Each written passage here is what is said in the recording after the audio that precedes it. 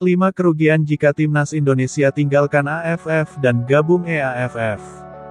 Sebagaimana diketahui, PSSI mendapatkan desakan dari netizen tanah air untuk meninggalkan AFF usai insiden gugurnya timnas Indonesia U19 di Piala AFF U19 2022. Supporter timnas Indonesia mendorong agar PSSI pindah ke Federasi Sepak Bola Asia Timur (EAFF).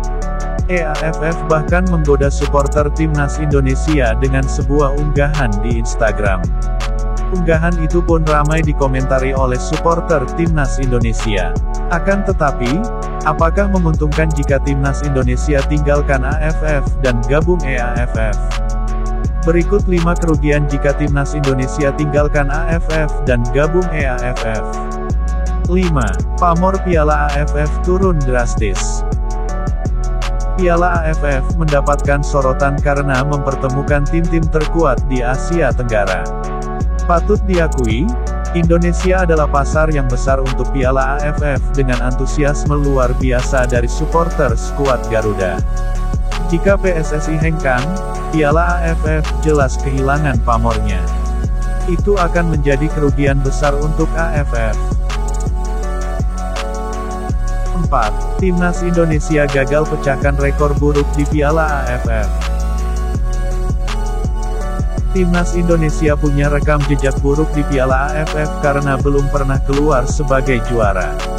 Padahal, Timnas Indonesia adalah salah satu tim kuat di Asia Tenggara. Prestasi terbaik Timnas Indonesia adalah menjadi runner-up sebanyak 6 kali.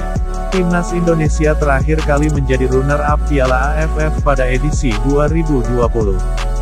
Saat itu, Timnas Indonesia kalah dari Thailand yang meraih gelar juara Piala AFF ke-6 mereka.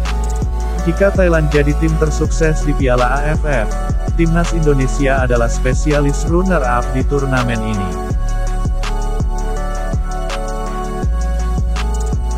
3. Timnas Indonesia harus adaptasi dengan iklim Asia Timur.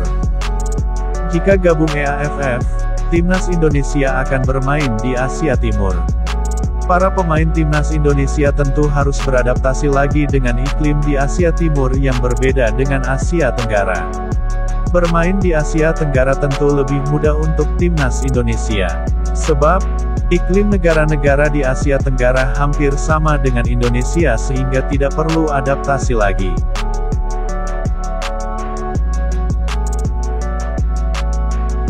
2. Timnas Indonesia butuh biaya lebih besar untuk mentas di kompetisi EAFF. PSSI pun harus mengeluarkan biaya lebih tinggi untuk berkompetisi di EAFF. Sebab, Timnas Indonesia akan menempuh jarak lebih jauh untuk bertanding di Asia Timur.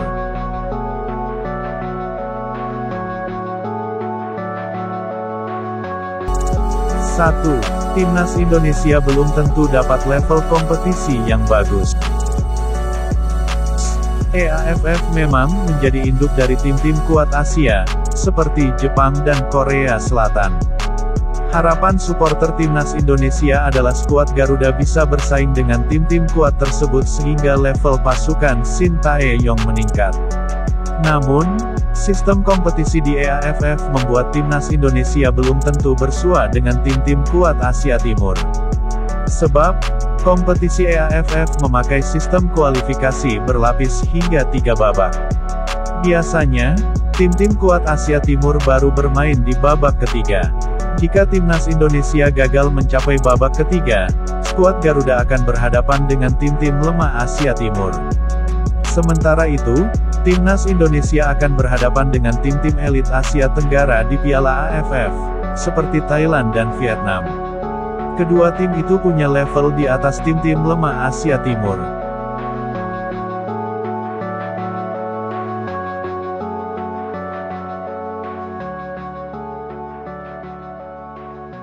Pendapatmu bagaimana tentang Timnas Indonesia jika pindah ke EAFF? Masih setuju atau tidak? Jawab di kolom komentar.